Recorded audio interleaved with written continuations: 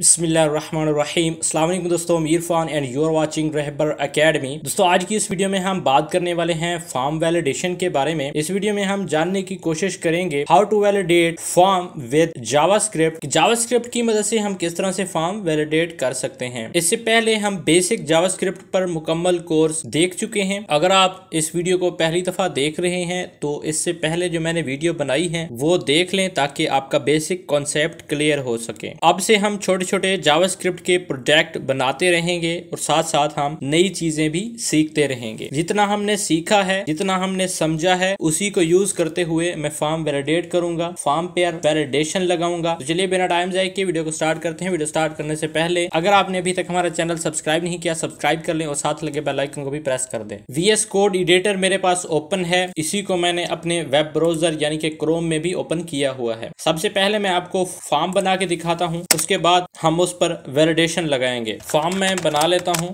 अब इसके अंदर मैंने एक इनपुट लेनी है, टाइप ले लूंगा मैं इसकी टेक्स्ट। इसको आईडी दे देंगे हम, टेक्स्ट नाम से मैं आईडी दे देता हूं। आप कोई भी दे सकते हैं, इसमें किसी किस्म का कोई इशू नहीं है। इसके बाद हम एक इनपुट बनाएंगे और इसकी टाइप हम रखेंगे सबमिट, और बटन बना लेते हैं हम। और इसके बाद इसको हम वैल्यू देंगे, एक वैल्यू में हम कहेंगे इसको रिज़ल्ट या सबमिट ही कह देते हैं, सबमिट। और इसको हम एक इवेंट अप्लाई करेंगे। इवेंट अप्लाई करने के लिए यहाँ पे हम लिखते हैं ऑन क्लिक, यानी कि क्लिक पे हमें फॉर्म वैलिडेशन चेक होनी चाहिए। उसके बाद यहाँ पे मैं एक फंक्शन बनाऊंगा। फंक्शन का नाम मैं अपनी मर्जी से रखूँगा। मैं यहाँ पे लिखता हूँ वैलिडेशन और यहाँ पे हमारा फंक्शन भी बन गया। कंट्रोल S करके रिफ्रेश करके दिखाऊं तो इस तरह से हमारे पास एक इनपुट फील्ड आ गई। अब मैं करता क्या हूं, मैं ये चाहता हूं कि जब इस पे क्लिक करूं तो एक एक्शन परफॉर्म हो, यहाँ पे जाके वो चेक करे कि इसके अंदर कुछ इनपुट हुआ है या नहीं। अगर इनपुट हुआ है तो हमें बताए कि क्या इनपुट हुआ है, और अगर खाली है तो हमें बताए कि आपने जो इनपुट की है वो खाली है, एम्प्टी है। उसके बाद हम ऐसा करते हैं, जावास्क्रिप्ट में जाएंगे और यहाँ पे हम बताएंगे फंक्शन का नाम लिखेंगे। हम फंक्शन का नाम वही लिखेंगे जो हमने यहाँ पे ऑन क्लिक पे इस्तेमाल किया है। उसके बाद ब्रैकेट लगाई मैंने, पैरेंथेसिस लगाई। उसके बाद करली ब्रैकेट के अंदर हम यहाँ पे जो वैल्यू है वो गेट करेंगे। यहाँ पे मैं लिखता हूँ गेट डॉक्यूमेंट डॉट गेट, यहाँ पे लिखेंगे document dot gate element by ID. और आईडी कौन सी लेनी है, हमने ये टेक्स्ट लेनी है क्योंकि यहाँ से हम इनपुट ले रहे हैं। तो ये जो आईडी मैंने यहाँ पे पुट की है वो यहाँ पे अप्लाई होगी। टेक्स्ट लिखा, उसके बाद मैंने लिखा यहाँ पे डॉट वैल्यू, यानी कि वैल्यू हमने गेट करनी है। अब इस वैल्यू को हम चेक करते हैं कि हमें मिल रही है या नहीं। उसके लिए हम एक वेरिएबल लेते हैं, लेट के नाम से ए लिया, इक्वल लिया। उसके बाद यहाँ पे इसको नीचे प्रिंट करवाते हैं। मैं यहाँ पे लिखता हूँ अलर्ट के अंदर ए लिखा और कंट्रोल S करके रिफ्रेश किया। इसके अंदर हम कुछ लिखते हैं, मैं यहाँ पे लिखता हूँ रहबर एकेडमी।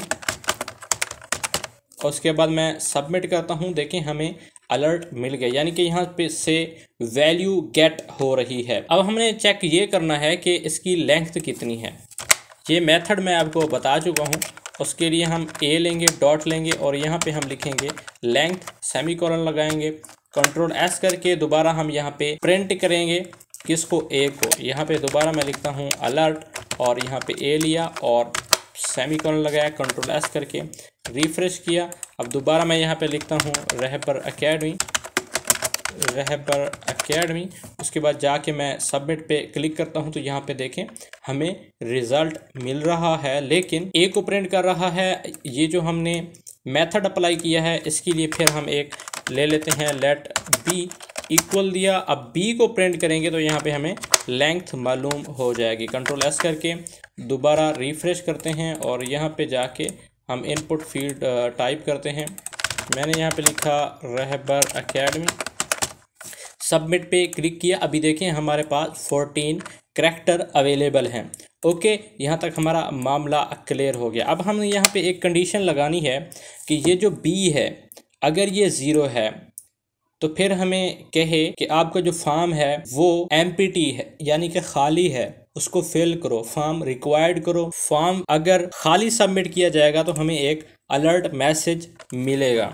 उसके लिए हम यहाँ पे एक कंडीशन लगाएंगे इफ़ की मदद से। यहाँ पे मैं लिखूँगा इफ़, अगर पैरेंथेसिस लगाए, अगर बी इक्वल है किसके, ज़ीरो के। अगर बी इक्वल है ज़ीरो के तब हमें अलर्ट मिलना चाहिए फॉर्म रिक्वायर्ड। यहाँ पे मैं एक मैसेज टाइप कर देता हूँ, फॉर्म रिक्वायर्ड, कंट्रोल एस करके रिफ़्रेश किया। अब रिफ़्रेश करने के बाद जैसे ये खाली है ना, ज़ीरो है, सबमिट पे जैसे क्लिक किया फॉर्म रिक्वायर्ड, ओके। उसके बाद एल्स में जाएंगे। एल्स पार्ट में हम लिखेंगे कि अगर ये ज़ीरो के बराबर नहीं है तब क्या होना चाहिए, तब हमें अलर्ट मिलना चाहिए फॉर्म सबमिट सक्सेसफुली। यहाँ पे लिखा फॉर्म सबमिट सक्सेसफुली,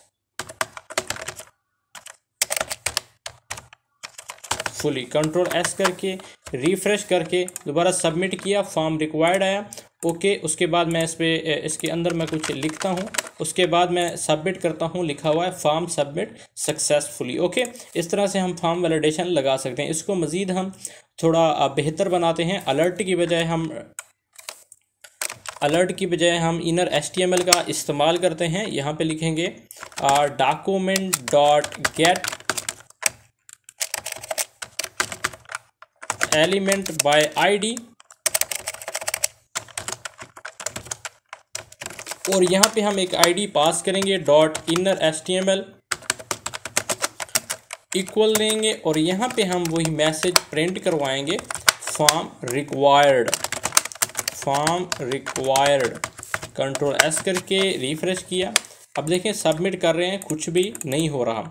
उसकी वजह ये है कि फॉर्म के नीचे हमने एक और P का टैग लेना है, और इसको हमने एक देनी है ID क्या दे दी हमने, रिज़ल्ट के नाम से, और वही ID हम यहाँ पे अप्लाई करेंगे रिज़ल्ट, कंट्रोल एस करके रिफ़्रेश करते हैं। अभी जैसे हमने सबमिट किया, यहाँ पे हमें रिज़ल्ट मिलना चाहिए, लेकिन शायद स्पेलिंग मिस्टेक है, सॉरी स्पेलिंग मिस्टेक थे, एलिमेंट की जगह एलिमेंट्स लिखा हुआ था। रिफ़्रेश किया, अब सबमिट किया हमने, फॉर्म रिक्वायर्ड आ गया। अब इसके साथ हम स्टार भी लगा देते हैं। कंट्रोल एस करके रिफ़्रेश किया, सबमिट किया, फॉर्म रिक्वायर्ड आ गया, और अगर कुछ लिख के टाइप करें तो फिर फॉर्म सबमिट सक्सेसफुली ऊपर हमें रिज़ल्ट मिल रहा है। अब यही जो हमने स्टेटमेंट लिखी है इसको यहाँ से कॉपी कर लेते हैं और यहाँ पे प्रिंट करवा देते हैं, और यहाँ पे हम लिख देंगे form submit successfully, form submit successfully. उसके बाद का जो डेटा है वो हमने यहाँ से रिमूव कर देना है, और इसको मैं यहाँ से वर्ड रैप कर लेता हूँ। कंट्रोल एस करके रिफ़्रेश किया। अब दोबारा मैं यहाँ पे टेक्स्ट लिखा हमने, देखें फॉर्म सबमिट सक्सेसफुली, और अगर दोबारा रिफ़्रेश करके खाली सबमिट करता हूँ तो फॉर्म रिक्वायर्ड, ओके। यहाँ तक उम्मीद है आपका कॉन्सेप्ट क्लियर हो चुका होगा, और इसको दोबारा मैं इस तरह करता हूँ ताकि आप सही तरह से समझ पाएँ। ये जो चीज़ें हैं ये मैं पहले आपको बता चुका हूँ। उसके बाद मैं चाहता हूँ कि अगर फॉर्म रिक्वायर्ड आए तो ये रेड कलर में आए, और अगर फॉर्म सबमिट सक्सेसफुली आए तो ये ग्रीन कलर में आए। और यहाँ पे मैं लिखूँगा document dot gate element by ID, और इसको दोबारा हम रिज़ल्ट के नाम से लेंगे, डॉट स्टाइल लिखेंगे, और उसके बाद डॉट कलर, उसके बाद इक्वल देंगे। इक्वल देने के बाद यहाँ पे हम रेड लिख देंगे। कंट्रोल एस किया और जाके रिफ़्रेश किया, दोबारा सबमिट किया, ये रेड हो गया। उम्मीद है यहाँ तक आपका कॉन्सेप्ट क्लियर हो चुका होगा कि अगर फॉर्म खाली हो तो उसको किस तरह से वैलिडेट किया जाता है। उसके बाद इसको दोबारा यहाँ से मैं कॉपी करूँगा, और इस एल्स पार्ट में हम आएंगे। एल्स पार्ट में आने के बाद इसको दोबारा मैं रिप्लेस कर दूँगा, और इसको कर दूँगा मैं ग्रीन।